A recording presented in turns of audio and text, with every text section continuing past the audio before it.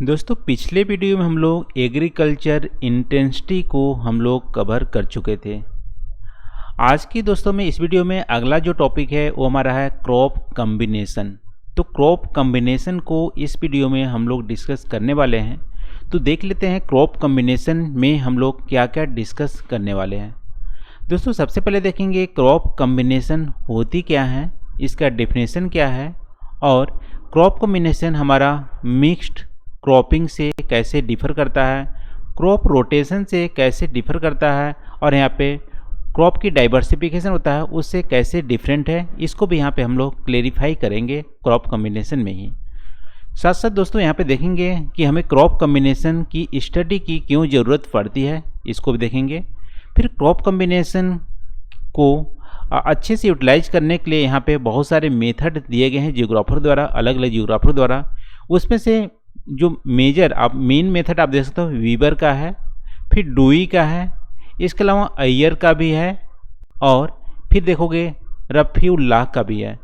लेकिन यहाँ पे हम लोग दो मेथड को इस वीडियो में डिस्कस करने वाले हैं, वीबर का मेथड क्रॉप कॉम्बिनेशन का और डुई का मेथड। तो दोस्तों आज की इस वीडियो में इतने सारे टॉपिक को हम लोग यहाँ पे कवर करेंगे। तो चलिए दोस्तों आज का वीडियो हम लोग स्टार्ट करते हैं। तो सबसे पहले क्रॉप कॉम्बिनेशन होती क्या है। तो दोस्तों क्रॉप कॉम्बिनेशन की आप डेफिनेशन देखोगे, इसका मतलब हम लोग अच्छे से एक्सप्लेन करेंगे। डेफिनेशन आप देखोगे तो ऐसे आप इसको डिफाइन कर सकते हो कि crop associated with particular field और area in one agriculture year are called crop combination. इसका मतलब है पूरे एक एग्रीकल्चर ईयर में किसी फील्ड में जो क्रॉप आप उगा रहे हो, एसोसिएटेड क्रॉप जो उगा रहे हो, उसको बोलते हैं क्रॉप कॉम्बिनेशन। दोस्तों इसका यहाँ पे दो मतलब देख लेते हैं क्रॉप कॉम्बिनेशन का। एक तो आप एक ही सीजन में एक से ज़्यादा क्रॉप उगा रहे हो एक ही फील्ड में, वो भी हमारा क्रॉप कॉम्बिनेशन के अंदर आ सकता है। या एक एग्रीकल्चर ईयर में यानी कि एक सीजन के बाद दूसरा जो क्रॉप आप कंबाइन कर रहे हो, यानी कि इस क्रॉप के आगे दूसरा क्रॉप कौन से उगाए जाएंगे, उसको भी हम लोग क्रॉप कॉम्बिनेशन के अंतर्गत ही देखते हैं। जैसे यहाँ पे आप देख सकते हो कि यहाँ पे थोड़ा सा सबमर्जेंस हो रही है। जैसे एक ही सीजन में एक से ज़्यादा क्रॉप उगाते हैं उसको हम मिक्स्ड क्रॉप भी बोलते हैं, और एक सीजन के बाद दूसरी जो क्रॉप उगाते हैं उसको क्रॉप रोटेशन भी बोलते हैं। लेकिन दोनों के कॉन्सेप्ट से यहाँ पे थोड़ा सा डिफरेंट है क्रॉप कॉम्बिनेशन का। अब इसका डिफरेंट हम लोग देख लेते हैं क्या क्या थोड़ा सा अलग है। देखो दोस्तों मिक्स्ड क्रॉपिंग में क्या होती थी, हाँ देखो मिक्स्ड क्रॉपिंग में क्या होती थी। मिक्स्ड क्रॉपिंग में होती थी, मान लो हम लोग एग्जांपल देखे थे मिक्स्ड क्रॉपिंग वाली वीडियो में कि यहाँ पे एक वीट की हम प्लांटेशन कर रहे हैं और वीट के साथ साथ यहाँ पे दूसरा प्लांटेशन हम कर दे रहे हैं सरसों का। ठीक है, सरसों का ये एक पैटर्न फिक्स नहीं है, इसको बोलते हैं मिक्स्ड क्रॉपिंग। और क्रॉप रोटेशन में क्या हम लोग देखे थे कि एक क्रॉप के बाद दूसरा क्रॉप उगाते हैं, उसको बोलते हैं क्रॉप रोटेशन। लेकिन यहाँ पे क्रॉप कॉम्बिनेशन में डिफरेंट क्या है, तो यहाँ पे बोला है कि crop associated with particular field और area in one agriculture are crop combination. अब देखो यहाँ पे हम लोग मिक्स्ड क्रॉपिंग करते थे, लेकिन मिक्स्ड क्रॉपिंग में ऐसा कुछ हम लोग यहाँ पे टेक्निक नहीं अपनाते थे कि जो फसलें हैं एक दूसरे का हेल्प करे। जैसे यहाँ पे वीट है, वीट के साथ सरसों उगा रहे हैं, लेकिन इसका कोई साइंटिफिक ऐसा कुछ लॉजिक नहीं है कि वीट और सरसों एक दूसरे को हेल्प करेंगे। यहाँ पे हम क्या करते थे, न्यूट्रिएंट्स की मैनेजमेंट के लिए और क्रॉप का फेल्योर ना हो उसके लिए हम लोग वीट को और सरसों को एक साथ उगाते थे।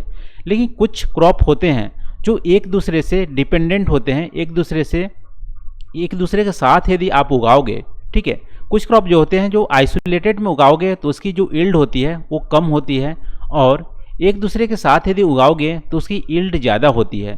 तो ऐसे ही कॉम्बिनेशन को हमको एक साथ उगाना है, उसको बोलते हैं क्रॉप कॉम्बिनेशन। ठीक है, एक बार फिर देख लेते हैं। तो crop combination with in season बात करें, यानी कि मान लो खरीफ के सीजन की बात करें तो खरीफ के सीजन में एक ही एग्रीकल्चर फील्ड में यदि ऐसा क्रॉप की कॉम्बिनेशन करते हैं जो एक दूसरे पर डिपेंडेंट हो, यहाँ पे न्यूट्रिएंट्स के लिए भी, सपोर्ट के लिए भी, और वो उसके उगाने से वहाँ पे यील्ड अच्छी हो और इन्वायरमेंटल को भी फ़ायदा हो, इसलिए उसको एक साथ उगाते हैं, उसको बोलते हैं क्रॉप कॉम्बिनेशन। अब देखो खरीफ के सीज़न के हम लोग एग्जांपल देखते हैं खरीफ के सीज़न का। तो खरीफ के सीज़न में मान लो अब अभी भी गाँव में क्या होती है कि मक्का के जहाँ पे खेती होती है, यदि आप गाँव से बिलोंग करते होंगे, देखते होंगे मक्का की यदि खेती होती है, तो मक्का की खेती में साथ साथ बीन्स की भी खेती उसी में कर लेते हैं। यानी मक्का की बुआई तो करते ही हैं, साथ साथ बीन्स की भी बुआई करते हैं और साथ साथ उसमें खीरा भी लगा देते हैं। ठीक है, तो एक साथ वहाँ पर आप देख सकते हो मक्का भी होती है, बीन्स भी होती है, खीरा भी होती है। अब देखो गांव के तो इतना लॉजिक नहीं है कि क्यों बीन्स की भी लगाते हैं, मकई भी लगाते हैं, क्योंकि उनको तो साथ साथ वहाँ पे खाने बीन्स भी मिल जाता है, मक्का भी मिल जाता है। लेकिन यहाँ पे एक तरह से क्रॉप कॉम्बिनेशन ही है, क्योंकि क्रॉप कॉम्बिनेशन को हम बहुत ही पुराने समय से इसको फॉलो कर रहे हैं। अब देखो दोनों का साइंटिफिक रीजन क्या है। देखो मक्का क्या होती है, मक्का एक स्ट्रॉन्ग स्ट्रक्चर प्रोवाइड करती है, यानी मक्का जब बड़ा होता है स्ट्रॉन्ग स्ट्रक्चर प्रोवाइड करता है। और बीन्स क्या होता है, बीन्स क्या होता है कि सपोर्ट उसको मिल जाता है, उस पर चढ़ के मक्का के जो मान लो प्लांट है उस पर वो चढ़ के क्या करता है, उसमें फलता है। तो देखो मक्का क्या है, मक्का एक स्ट्रक्चर प्रोवाइड कर रहा है बीन्स के लिए, तो बीन्स का सपोर्टिंग है मकई। लेकिन बीन्स भी इसको सपोर्ट कर रहा है मक्का को, कैसे, क्योंकि बीन्स एक लेगुना प्लांट है। तो क्या करती है बीन्स, क्या करती है नाइट्रोजन को फिक्सेशन करने में हेल्प करती है और मकई को नाइट्रोजन प्रोवाइड करती है। तो देखो यहाँ पे दोनों हेल्प कर रहे हैं एक दूसरे को। मकई क्या कर रहा है, मकई बीन्स को अपने ऊपर एक स्ट्रॉन्ग स्ट्रक्चर प्रोवाइड कर रहा है और साथ साथ मकई को भी मिल रहा है, उसको नाइट्रोजन मिल रहा है।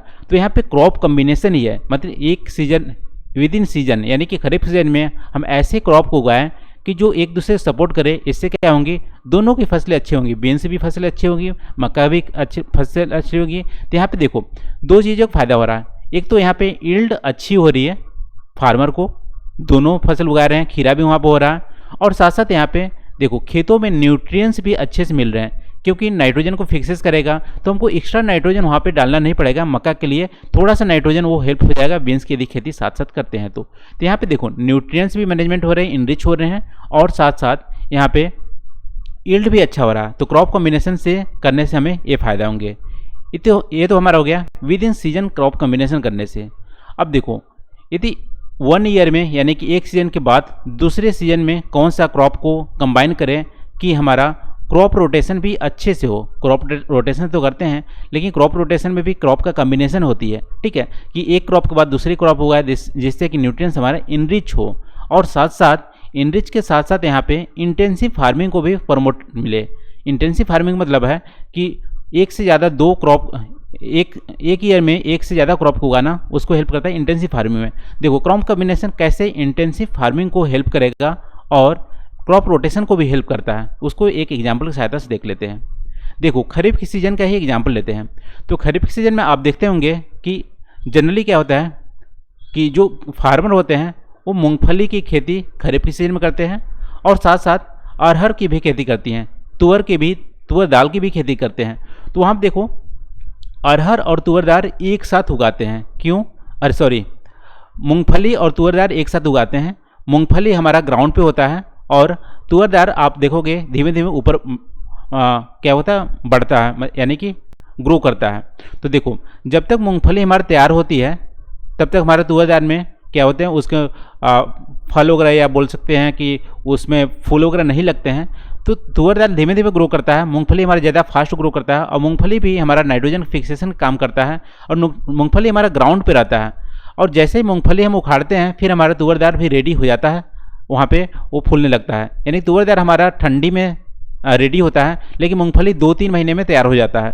तो ऐसे क्रॉप की भी कम्बिनेशन कर सकते हैं कि एक साथ क्रॉप को ऐसे हम लगा सकते हैं, जैसे हम मूंगफली और तुअर दाल एक साथ लगाओगे तो क्या होगा, मूंगफली हमारा 2-3 महीने में तैयार हो जाएगा और तुअर दाल हमारा फिर 4-5 महीने बाद तैयार होगा, ठंडी में तैयार होगा। तो इससे क्या होगा कि यहाँ पे ठंडी तक हमारा 2 क्रॉप उग गए। यानी कि हम बरसात में यहाँ पे एक क्रॉप लगा रहे हैं, यानी कि जुलाई के मंथ में हम क्रॉप लगाएं तो आप देखोगे सितंबर तक हमारा मूंगफली तैयार हो जाता है। इसके बाद आप देखोगे मार्च तक हमारा क्या तैयार हो गया, एक तरह से अरहर तैयार हो गए। ठीक है, अरहर तैयार हो गया, फिर मार्च के बाद हम उसको कटाई करके हो सकता है वेजिटेबल लगाए दें। तो हमारा एक साल में 3 क्रॉप लगा सकते हैं यदि क्रॉप की कम्बिनेशन अच्छे से करते हैं। ठीक है, यही मान लो सिर्फ हम यहाँ पे अरहर की जो खेती है उसी कर रहे हैं, मूंगफली खेती नहीं कर रहे हैं, तो क्या होगा, यहाँ पे एक क्रॉप का लॉस हो जाएगा यदि क्रॉप को अच्छे से कंबाइन नहीं किए। तो कहने का मतलब यहाँ पे कि क्रॉप कम्बिनेशन बहुत ही ज़्यादा ज़रूरी है एग्रीकल्चर सिस्टम में। किसके लिए, यहाँ पे न्यूट्रिएंट्स को मैनेजमेंट करने के लिए जैसे हम लोग देखें कि हम लोग मकई की और बीन्स की खेती एक साथ कर सकते हैं, साथ साथ हायर यील्ड के लिए भी, और इसके साथ साथ इंटेंसिव फार्मिंग को भी प्रमोट करता है, क्रॉप रोटेशन को भी हेल्प करता है। तो क्रॉप कॉम्बिनेशन यहाँ पे बहुत सारा हेल्प करता है, मिक्स्ड फार्मिंग में भी और क्रॉप रोटेशन में भी, और साथ साथ इंटेंसिव फार्मिंग में भी, सब कुछ में हेल्प करता है क्रॉप कॉम्बिनेशन अच्छे से की जाए तो आई होप दोस्तों यहाँ पे क्रॉप कॉम्बिनेशन होती क्या है आपको यहाँ पे क्लियर हो गए होंगे, और ये मिक्स्ड क्रॉपिंग से कैसे डिफरेंट होती है, इंटेंसिव फार्मिंग से कैसे डिफरेंट करती है। हालांकि क्रॉप कॉम्बिनेशन मिक्स्ड फार्मिंग को करने में हेल्प करती है, इंटेंसिव फार्मिंग को अच्छे से करने में हेल्प करती है, क्रॉप की डाइवर्सिफिकेशन में भी करने में हेल्प करती है, लेकिन क्रॉप कॉम्बिनेशन थोड़ा सा अलग यहाँ पे कॉन्सेप्ट है। दोस्तों अब क्रॉप कॉम्बिनेशन की स्टडी की क्यों ज़रूरत पड़ती है? देखो अभी तो हम लोग देख लिए कि हमारे पास इंडिया में मान लो इंटेंसिव फार्मिंग करनी है, तो उसके लिए क्रॉप कॉम्बिनेशन को जानना बहुत ज़रूरी है, किस क्रॉप को हम उगाएं कि इंटेंसिव फार्मिंग अच्छे से हो सकती है। और मिक्स्ड क्रॉपिंग में भी हम चूज कर सकते हैं किस क्रॉप के कॉम्बिनेशन को चूज कर सकते हैं। और साथ साथ यहाँ पे इसके अलावा दोस्तों यहाँ पे एग्रीकल्चर रीजन में भी हम क्लासीफाई करने के लिए क्रॉप कॉम्बिनेशन यूज करते हैं। मान लो एग्रीकल्चर रीजन का क्या मतलब है कि जैसे आप देखे होंगे कि राइस की कल्टीवेशन वाला रीजन क्या है, वीट की कल्टीवेशन वाला रीजन क्या है, मूंगफली की कल्टीवेशन वाला रीजन क्या है। तो यहाँ पे मोनो एक क्रॉप होती है, उसके बेसिस पे एग्रीकल्चर रीजन में डिवाइड करते हैं। लेकिन क्या ये लॉजिकली करेक्ट है? क्या वहाँ पे सिर्फ राइस की खेती होती है? क्या कहीं पे वीट की खेती होती है? ऐसा नहीं होता है। ऐसा वहाँ पे मान लो राइस की खेती होती है तो हो सकता है खरीफ के सीजन में राइस की खेती हो, लेकिन ठंडे के सीजन में वहाँ पे वीट की कल्टीवेशन होते हैं, तो दोनों ही क्रॉप हो सकते हैं। तो जो एग्रीकल्चर रीजन जो डिफाइन होती है उसको डिफाइन करने के डिमार्केट करने के लिए हमें क्रॉप कॉम्बिनेशन का हेल्प होता है। जैसे मान लो वहाँ पे हम देखेंगे किस रीजन में राइस, वीट, मूंगफली तीनों खेती हो रही है, या दूसरे रीजन में आप देखोगे तो राइस की खेती नहीं हो रही होगी, सिर्फ हो सकता है वहाँ पे बाजरा, ज्वार ऐसे खेती हो रही हो। तो एक तरह से क्रॉप को कंबाइन करके हम अच्छे से यहाँ पे एक बोल सकते हो कि एग्रीकल्चर रीजन में डिवाइड करने में हमें हेल्प करेगा कि कौन कौन सी क्रॉप वहाँ पे उगाई जाती है। तो एक मोनो क्रॉप को लेकर एग्रीकल्चर रीजन में डिवाइड ना करके एक क्रॉप के कॉम्बिनेशन 2-3 क्रॉप को एसोसिएट क्रॉप को जो मेजर क्रॉप है वहाँ पे उसको एक ले के ग्रुप बना के एग्रीकल्चर रीजन में क्लासीफाई में हेल्प करती है। तो यहाँ पे क्रॉप कॉम्बिनेशन हमारे एग्रीकल्चर रीजन में डिमार्केट करने के लिए भी हेल्प करती है। इसके अलावा पे लैंड की यूटिलाइजेशन अच्छे से हो, लैंड प्लानिंग हो, उसके लिए क्रॉप कॉम्बिनेशन हेल्प करता है। फिर यहाँ पे देखो गवर्नमेंट को एग्रीकल्चर पॉलिसी यदि बनानी हो तो उसके लिए भी क्रॉप कॉम्बिनेशन काफ़ी कुछ इन्फॉर्मेशन देता है। जैसे क्रॉप कॉम्बिनेशन की अच्छे से स्टडी की जाए तो वहाँ पे किस तरह से न्यूट्रिएंट्स पाए जाते हैं, और वहाँ पे इंटेंसिव फार्मिंग किस तरह से की जाएगी, मिक्स क्रॉपिंग किस तरह से की जाएगी, वहाँ पे कौन कौन से फर्टिलाइजर लगेंगे, ये सब कुछ पॉलिसी गवर्नमेंट अपना सकती है यदि अच्छे से मिक्स क्रॉप कॉम्बिनेशन की स्टडी की हो। तो दोस्तों यहाँ पे काफ़ी यहाँ पे यूज है एग्रीकल्चर सिस्टम में क्रॉप कॉम्बिनेशन का। तो अभी तक दोस्तों हम लोग यहाँ पे देखें क्रॉप कॉम्बिनेशन होती क्या है, फिर देखें हम लोग कि कैसे इसको क्यों स्टडी करते हैं। अब देखते हैं डिफरेंट जो मेथड है क्रॉप कॉम्बिनेशन का। तो दोस्तों ये तो हम लोग इंडिया में आप कहीं पे भी देख सकते हो या किसी अदर कंट्री में भी पुराने ज़माने से ही हम क्रॉप कॉम्बिनेशन को फॉलो कर रहे हैं। लेकिन यहाँ पे जो मैथमेटिकल जो मेथड दिए गए हैं जिससे कि क्रॉप कॉम्बिनेशन को फाइंड आउट किया जाए कि कितने क्रॉप वहाँ पे उगाने चाहिए। ऐसा नहीं है कि बहुत सारे क्रॉप को उगाना, मान लो क्रॉप कॉम्बिनेशन में हम 8-10 फसलें को एक साथ उगाने लगे या एक ईयर में 8-10 फसल उगाने लगे, तो हो सकता है वहाँ पे जो प्रोडक्टिविटी होगी वो हमारी अच्छी नहीं होगी, लैंड की यूटिलाइजेशन अच्छे से नहीं होगा। तो कितने मैक्सिमम क्रॉप उगाने चाहिए, कौन कौन से क्रॉप को चूज करना चाहिए, उसके लिए यहाँ पे डिफरेंट जो जियोग्राफर हैं उन्होंने अपना अपना एक बोल सकते हो कि मैथमेटिकल इक्वेशन दिया हुआ है। जैसे सबसे पहले यहाँ पे जो मैथमेटिकल जो फार्मूला यूज़ किया है जेसी वीवर द्वारा, जेसी वीवर 1954 में इन्होंने एक मैथमेटिकल स्टैंडर्ड डेविएशन को हेल्प कर से यहाँ पे दिया है। इसको हम लोग डिटेल में स्टडी करेंगे। फिर देखेंगे डुई का मेथड, वीवर का मेथड को ही इन्होंने यहाँ पे चेंजेस करके डुई अपना मेथड दिया है। यानी कि वेबर का मेथड की आप देखोगे ये वेबर का मेथड यूएसए में ज़्यादा फॉलो होता था अच्छे से, लेकिन इंडिया में ये जनरली अप्लाई नहीं हो पाता था क्योंकि इंडिया यूएसए की जो एग्रीकल्चर सिस्टम है उसका अलग ही आप बोल सकते हो जो करने का तरीका है। तो डुई के मेथड इंडिया में फॉलो होता है, इसलिए डुई के मेथड हम लोग यहाँ पे देखेंगे। इन्होंने जेसी वेबर को मेथड को यहाँ पे थोड़ा सा चेंज करके अपना मेथड दिया है। फिर अय्यर, रफ़ीउल्लाह, इनका भी मेथड है, लेकिन इसको हम लोग डिस्कस नहीं करेंगे। तो देख लें दोस्तों जेसी वीवर का मेथड क्या है जो 1954 में इन्होंने दिया है। तो जेसी वीवर फर्स्ट जियोग्राफर थे जिन्होंने स्टैटिस्टिक्स का यूज करके इन्होंने क्रॉप कॉम्बिनेशन को एक मैथमेटिकल फार्मूला के हिसाब से इन्होंने बताया कि कितने क्रॉप उस एग्रीकल्चर में उगाने चाहिए। ठीक है, तो यहाँ पे स्टैंडर्ड डेविएशन स्टैटिस्टिक्स का यूज करके इन्होंने वीवर ने अपना कॉन्सेप्ट डिराइव किया है। और यहाँ पे आप देख सकते हो इनका जो स्टडी है यूएसए में स्टडी है, जो मिडिल वेस्ट यूएसए है, वहाँ पे जो खेती की जाती थी, तो वहाँ पे आप देख सकते हो जनरली मोनोकल्चर फॉलो किया जाता या मुश्किल से 2 खेती की जाती थी। तो वहाँ पे उस टाइप की खेती की जाती, उसकी स्टडी के बेस पे इन्होंने क्रॉप कॉम्बिनेशन को वहाँ पे कैसे इफेक्टिव यूज होना चाहिए उसके लिए मैथमेटिकल फार्मूला दिया हुआ है। तो देख ले दोस्तों जेसी वीवर जैसा कि सारे जो थीरीज होते हैं उसमें कुछ एजम्पशन होते हैं, तो जेसी वीवर ने भी अपने जो थ्योरी है उसको एजम्पशन दिया है। जैसे यहाँ पे देखो मेन क्रॉप को यहाँ पे एस्टिमेट किया है, सेकेंडरी क्रॉप को यहाँ पे नहीं किया है।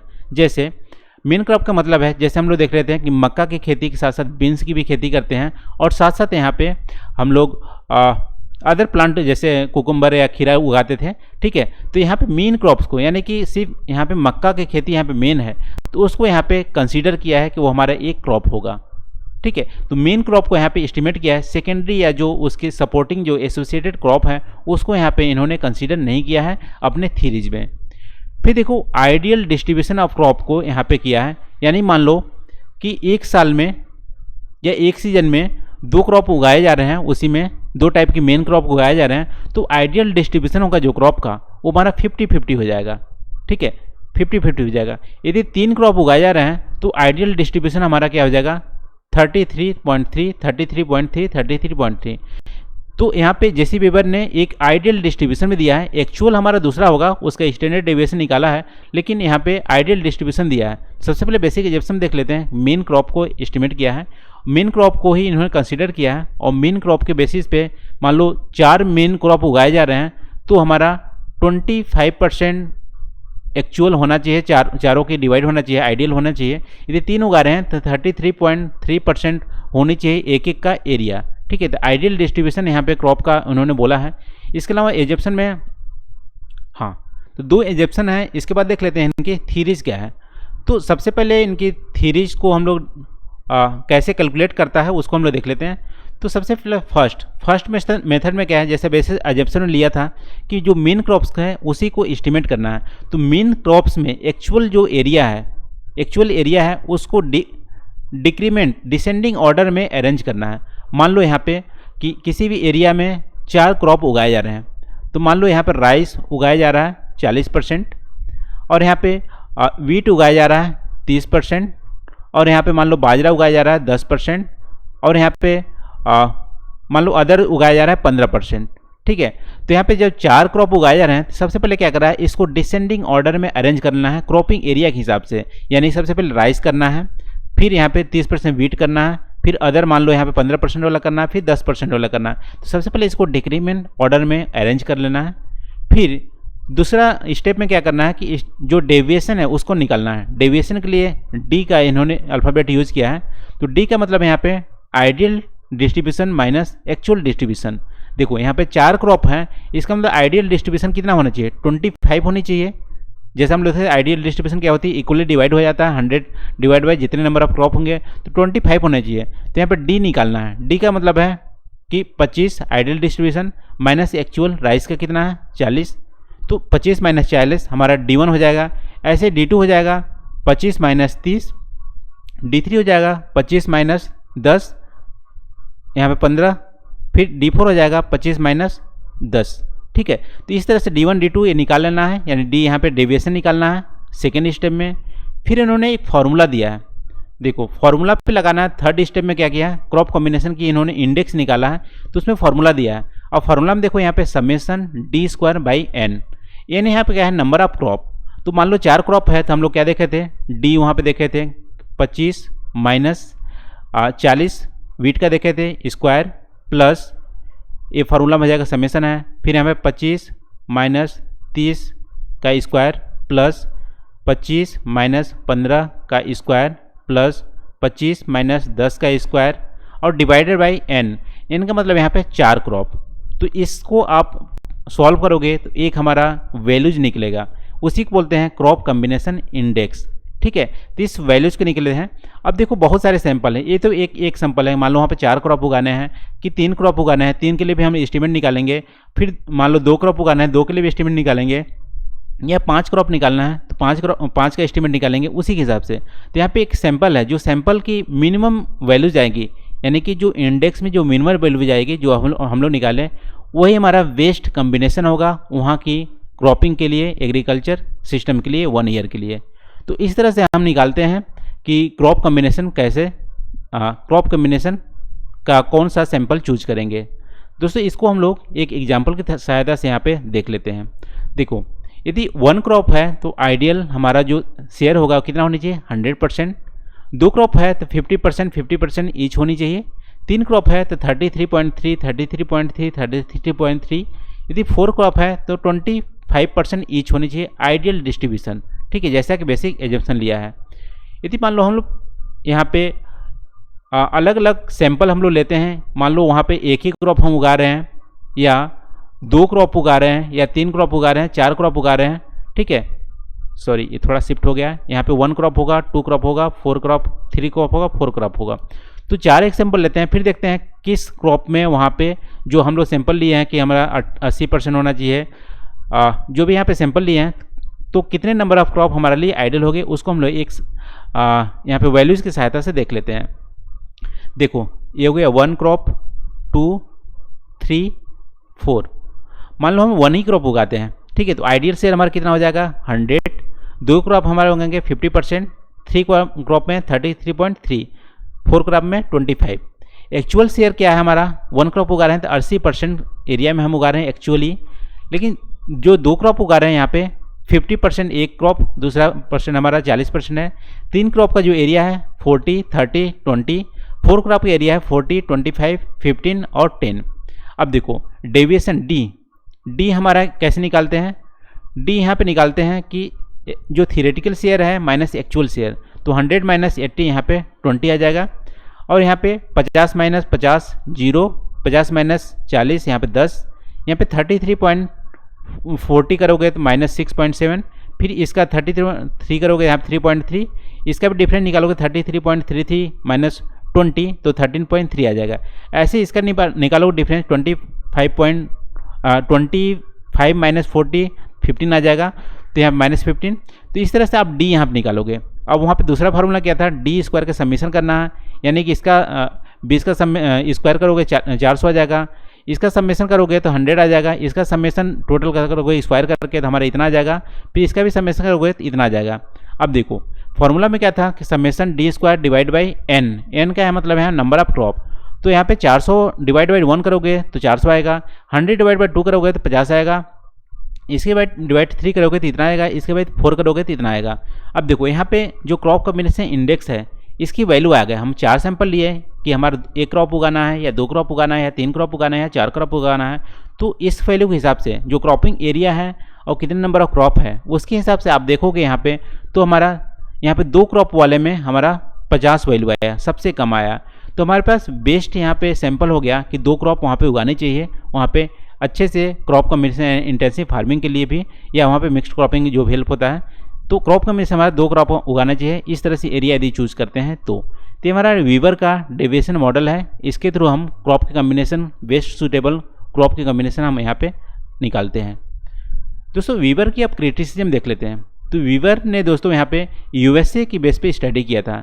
अब देखो यूएसए में क्या होती थी कि फॉर्म की साइज लार्जर होती थी और बहुत सारे क्रॉप वहाँ पे उगाए नहीं जाते थे, क्योंकि क्लाइमेट की लिमिटेशन होती है। वहाँ पे बहुत ज़्यादा फ्रीजिंग पॉइंट होते हैं, या टेम्परेचर आप देख सकते हो कम होती हैं, इसलिए वहाँ पे ठंडे के दिनों में क्रॉप नहीं उगाए जाते हैं। तो क्रॉप की लिमिटेशन की वजह से, क्लाइमेट की लिमिटेशन की वजह से वहाँ पे बहुत ज़्यादा इंटेंसिव फार्मिंग नहीं की जाती है, और यहाँ पे फॉर्म की साइज लार्जर है।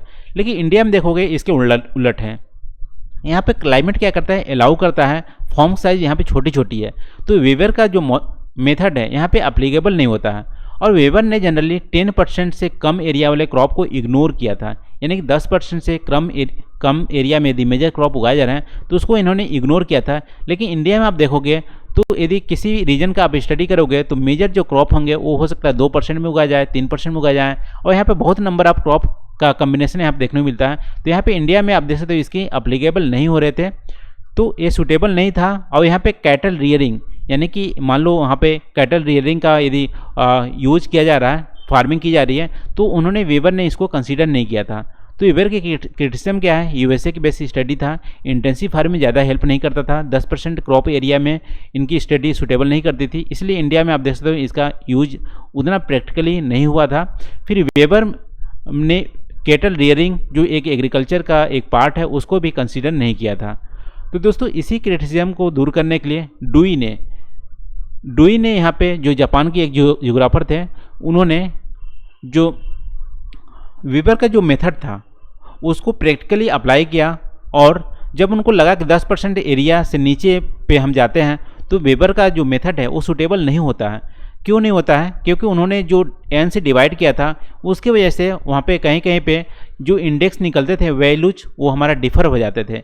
इसी की वजह से उन्होंने डुई ने इसको थोड़ा सा मॉडिफाई कर दिया। सारा कुछ सेम है स्टेप। यहाँ पे क्रॉप कम्बिनेशन इंडेक्स निकालने से वहाँ पे जो एन से डिवाइड करते थे, नंबर ऑफ क्रॉप से डिवाइड करते थे, उसको हटा दिया। तो डुई का मेथड है यहाँ पे कि crop combination index equal to summation of D square. अब डी सेम डेविएशन जो निकालते थे सेम है, तो इसके हिसाब से जो वैल्यूज निकलेगी, जो मिनिमम वैल्यूज निकलेगी वो हमारा बेस्ट होगा क्रॉप कम्बिनेशन के लिए। तो डुई का फार्मूला एक एक्यूरेट प्रैक्टिकली यहाँ पे सूटेबिलिटी प्रोवाइड करता है। इंडिया में भी ये एप्लीकेबल है और अदर डेवलपिंग कंट्री में भी एप्लीकेबल होता है डुई का मेथड। तो ये हो गया दोस्तों हमारा क्रॉप कम्बिनेशन। आई थिंक आज की वीडियो में बस इतना ही।